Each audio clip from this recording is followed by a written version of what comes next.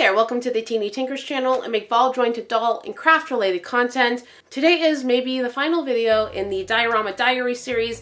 I'm sure I'll be doing updates as I add things, but I wanted to show you where the dioramas are as of now and what I've done with them. There are some things that I've purchased or gotten as gifts. I've also made a lot of stuff. I didn't always show the making of these things, but it was really fun regardless. So I think it's a good time to check it out. All right, let's go.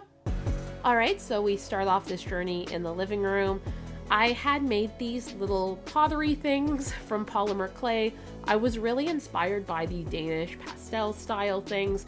I also have a few framed art pieces. I've got this random one I found on Google, but then I have a couple drawings I've done of my dolls that I decided to put in these cute little frames. This paneling was made from coffee stirrers, and it's something that I definitely want to redo in the future because I think it could be a lot cuter. This shelf was made for me by Beast and Babes BJDs for the Christmas craft exchange, and I filled it out with tiny books. I made so many books. I made like 35 or 40 books, and I've got this little card against humanity that I got in a random 5 surprise. I thought that was really random since I thought they were for kids, but you know. And then up top I have a couple plants and more pottery.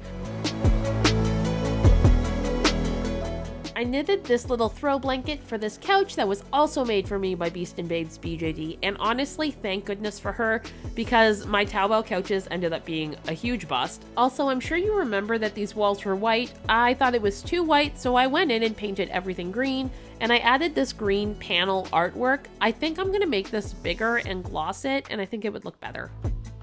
I have a couple floating shelves in the corner, and they feature my doll family photos that Eva Bernal had made for me.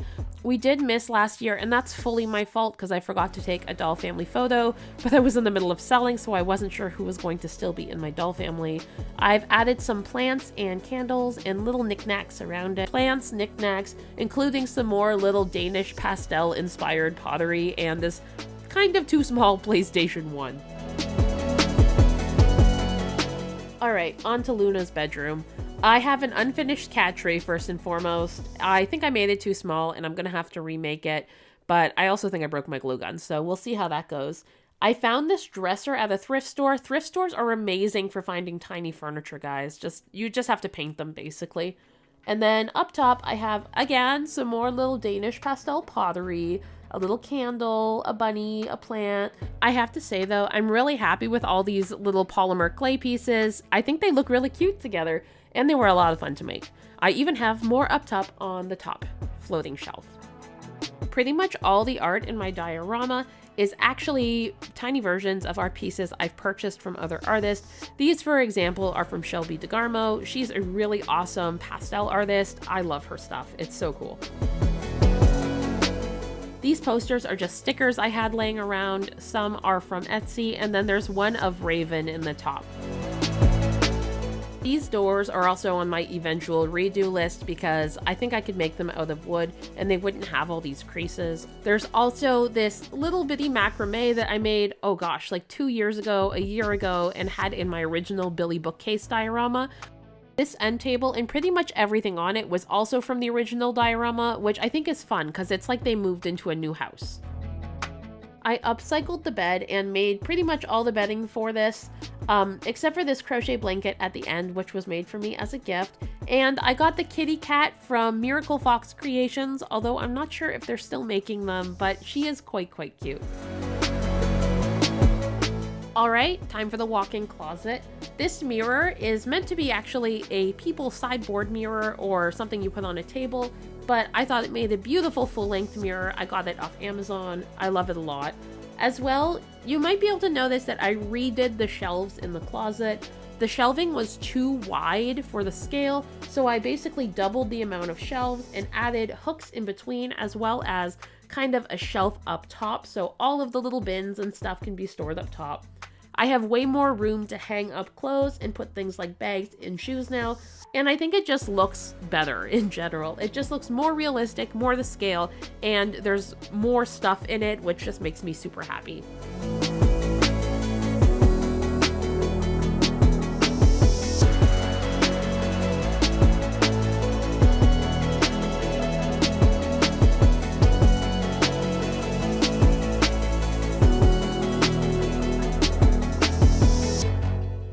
let's look at Clover and Poppy's bedroom next. I love this room, and I think it's the one with almost the most stuff outside of the closet. There are these tiny little backpacks. They each have one. They also have under the loft bed, there's a ukulele, and they have some plushies. Some were made for me, and some are little things I've picked up. The bed is actually a shoe rack. I made all the bedding on this bed as well. I have a couple pillows that were gifts from a craft exchange a couple years back, as well as some giant Squishmallow keychains that are sitting here too. Again, all art on the back wall is art that I have in my own house. More Squishmallows. I think Poppy and Clover definitely collect them. I'm still dying to find a Wendy Squishmallow, so if you've seen one and you want to sell it for a good price, hit me up. But yeah, they have a whole bunch of other toys. A lot of them are from 5 Surprises or like keychains, but they have all this stuff. They also have this cute little table and a plant. Another thing Poppy and Clover collect are miniature fidget toys. I would love to find more of these, but I just think these are super cute, and Clover is hoarding them on this beanbag chair currently. We have some more toys and some more little polymer clay pottery I made on this tiny cloud shelf. There's also some art on the wall that moved over from the last diorama, which again makes me super happy. And my first attempt at the window, which I'm not loving, but again, I'll add to the redo list.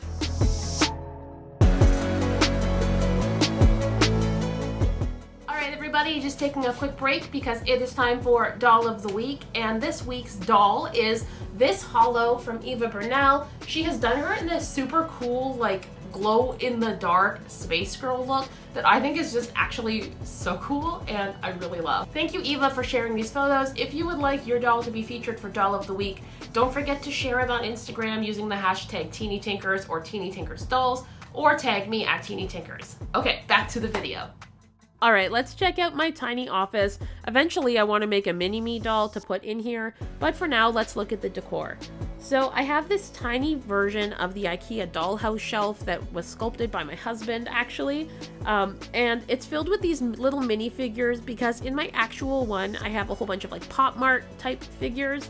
So I did my best to replicate those, although I did have to hand paint all of these. Introducing more pottery that's not actually in my real office, but then I have my doll shelf. Now I need way more dolls for this doll shelf. Tiny dolls are so hard to make, and I've got a few here, but would definitely like to improve the quality and the quantity of these tiny dolls.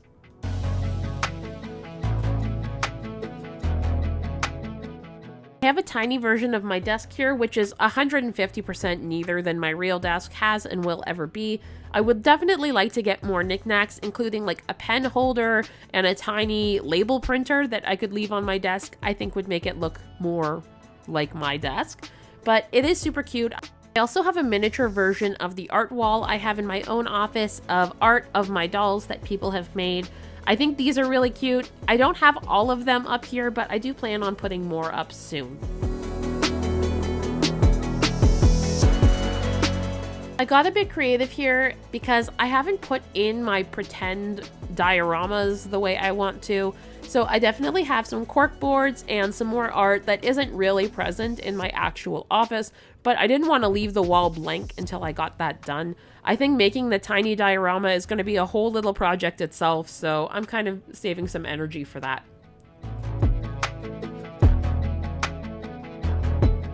Right, onto the dining nook. We're not going to talk about how the window placement makes no sense in accordance to the dollhouse, but we can talk about how I've added so much more color to this room because it was really bland and boring before. I also added treads and some trim to the stairs to give them a little more detail. I think they look 125%. I don't know these numbers, but they look so much better, and I'm so much happier with the way they look when I take photos as well.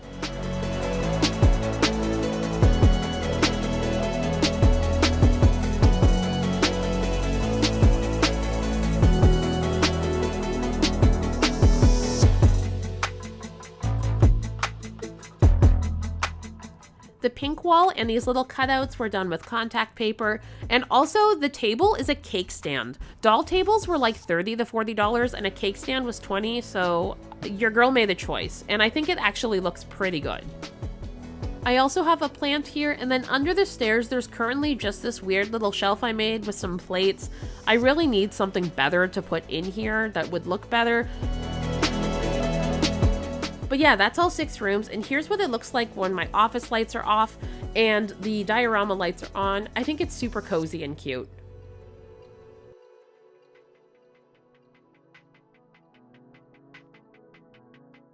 Alright, so that's where the dioramas are as of now. I hope you like seeing this video and this kind of content. I'm really happy with how far they've come in just, I don't know, 3 months or so since I started building them. I think they're looking great. There's definitely room for improvement, but I'm really happy with my progress so far. If you're already subscribed to my channel, thanks so much for subscribing. If you're new here, I hope you like the content and will consider subscribing. As always, I hope you have a fantastic day. Bye!